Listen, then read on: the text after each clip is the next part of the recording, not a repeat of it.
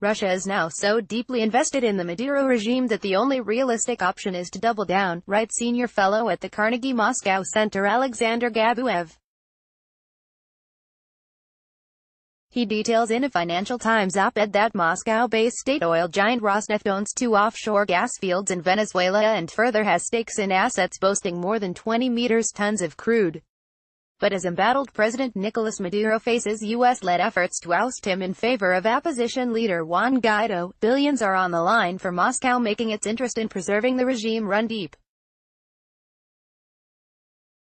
In 2017, Caracas awarded licenses to Russian oil giant Rosneft for the development of 2 offshore gas fields, via Reuters.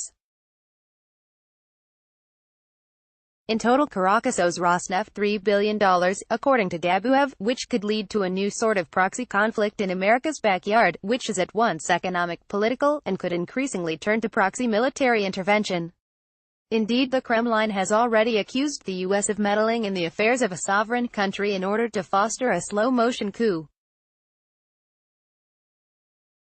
Any solution to the internal political crisis in Venezuela is possible only by Venezuelans themselves, Kremlin spokesman Dmitry Peskov said on Monday.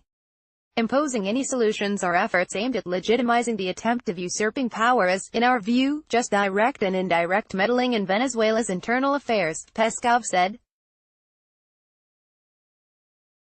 This does not contribute in any way to the peaceful, effective and vital settlement to the crisis, which Venezuelans are enduring and who should, as we believe, pull through it on their own, the Kremlin spokesman noted.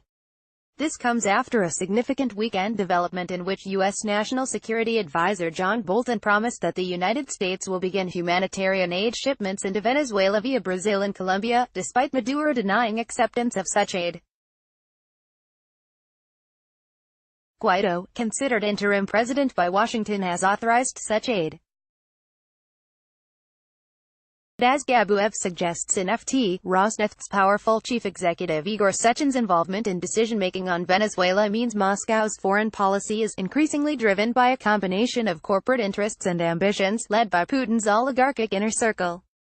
According to Gabuev, Sechen met Maduro in Moscow last September and followed that by flying to Caracas in November. Sechen is arguably the most powerful man in Putin's entourage, and oversees Russia's energy sector. Rosneft CEO Igor Sechin, with President Vladimir Putin, via Getty in November. Sechin relayed a strong message to Caracas, rebuking the Maduro government over delayed oil shipments designed to repay loans. Reuters reported at the time that Sechin and a large delegation of executives met with officials at PDVSA in a Caracas hotel this week. Sechin also met with Venezuela's leftist leader Maduro, and chided him over oil for loans shipments that are behind schedule. He brought information showing that they were meeting obligations with China but not with them, said one source with knowledge of the talks. Meanwhile, both China and Russia further remain the Latin American country's biggest arms suppliers. And as both countries have billions in oil for credit-type unpaid loans on the line, neither is likely to give up on Maduro so easily. Russia and China are using Venezuela as a proxy conflict to challenge the U.S. This is more than just economic support. Russia and China are leveraging its economic support to establish a military-industrial presence in Venezuela, Joseph Humeyer, executive director of the Center for a Secure Free Society, told Fox News recently. All this suggests, amidst what some analysts have dubbed the new Cold War scenario, that another Cuban Missile Crisis in America's backyard could be around the corner.